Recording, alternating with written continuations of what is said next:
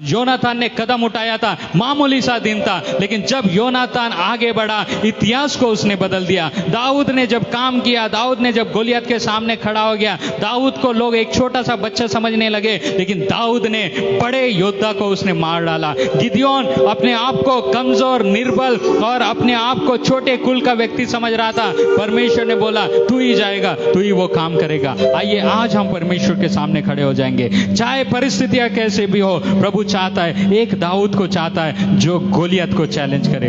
गोलियत ने इजरायलियों को चैलेंज किया था, इजराइल के परमेश्वर को चैलेंज किया था। दाऊद बोलता है तू होता कौन है हमारे परमेश्वर को चैलेंज करने वाला। और उसने बोला आज के दिन लोग देखेंगे, इजरायली देखेंगे, फलिस्ती देखेंगे कि परमेश्वर कैसे अद्भुत कामों को करता है। मेरे प्रियो, आज कलीसिया के द्वारा संसार इस बात को देखना चाहिए, जब कलीसिया प्रार्थना करती है तो प्रार्थना के द्वारा परमेश्वर कैसे अद्भुत कामों को करता है। आज दुनिया को यह दिखाने की आवश्यकता है कि प्रार्थना ही दुनिया में बेदारी को ला सकती है, प्रार्थना ही दुनिया में अद्भुत कामों को कर सकता है, प्रार्थना ही इतिहास को बदल सकता है, प्रार्थना ही महान कामों को कर सकता है। मेरे प्रियो, एक योनातान जब उसने विश्वास के साथ कदम को उठाया, उसने इतिहास को बदल दिया। आज आप वो योनातान हो, आज आप वो व्यक्ति हो जो आप उस शत्रु की सेना से लड़ने के लिए जाएंगे। आप वो व्यक्ति हैं जो उस सेना की चौकी में घुस के उनको ललकारेंगे।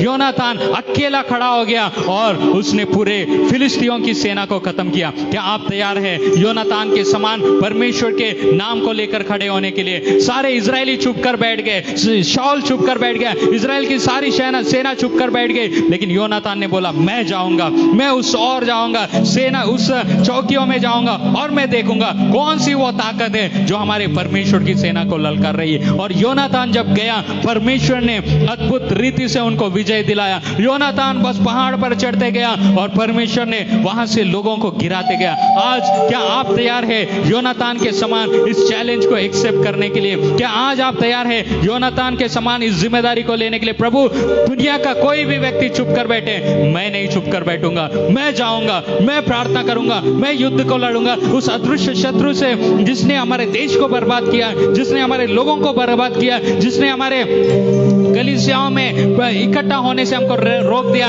मैं जाऊंगा प्रभु, मैं युद्ध लड़ूंगा परमेश्वर पिता, और हम लोग देखेंगे कि परमेश्वर कैसे अद्भुत रीति से आपको इस्तेमाल कर। दाऊद ने जब देखा सारे इजरायली लोग चुप कर बैठ गए, सेना चुप कर बैठ गई है, शाऊल चुप कर बैठ गया, वो बोलता है ये होता कौन है जो जीवित परमेश्वर की सेना को ललकारे? वो बोल रहा है मैं जाऊंगा और उस खतना रहित फलिस्ती को दिखा दूंगा कि इजराइल में एक परमेश्वर है। वो ललकार रहा है उस गोलियत को, वो बोल रहा है तो देख गोलियत, तू तलवार भाला सांग लेकर मेरे पास आया, लेकिन मैं अपने परमेश्वर यहोवा के नाम से तेरे सामने आया हूं। और आज समस्त इजरायली और पूरी फिलिस्ती देख जान जाएंगे इजराइल में परमेश्वर है। मेरे प्रियो, आज आपकी प्रार्थनाओं के द्वारा देश के एक एक व्यक्ति जानना चाहिए कि मसीह लोग जब प्रार्थना करते हैं दुनिया में क्या होता है, क्रिश्चियन लोग जब यीशु के लोग प्रार्थना करते हैं दुनिया में क्या बदलाव आता है, चर्च जब खड़े होकर जब घुटने टेक कर प्रार्थना करता है तो कैसे बदलाव आता है, ये दिखाना है संसार को। लोग पूछ रहे तुम्हारा परमेश्वर कहाँ है? गिदयोन ने पूछा,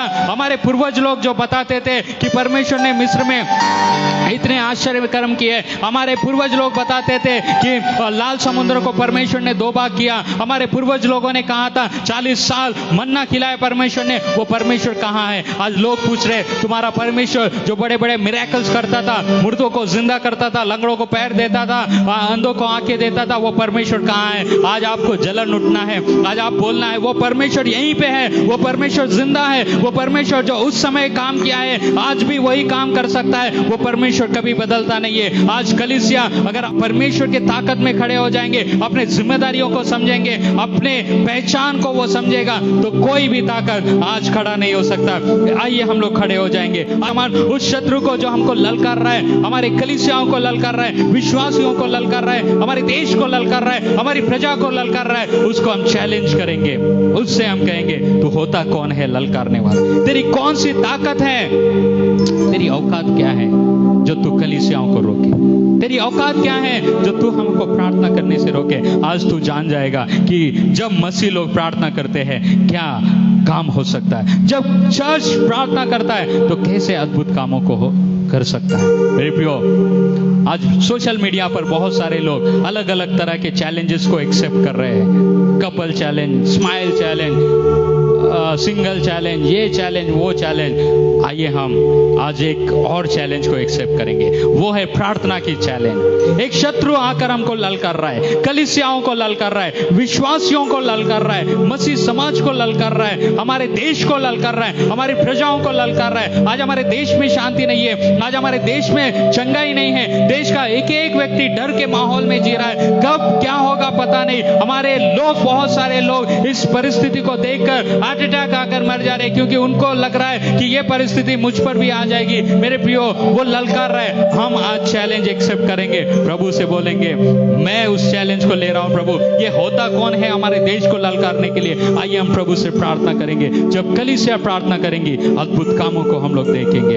हम सब अपने आंखों को बंद करें, विश्वास के साथ प्रार्थना कीजिए, कोई भी संदेह मत रखिए।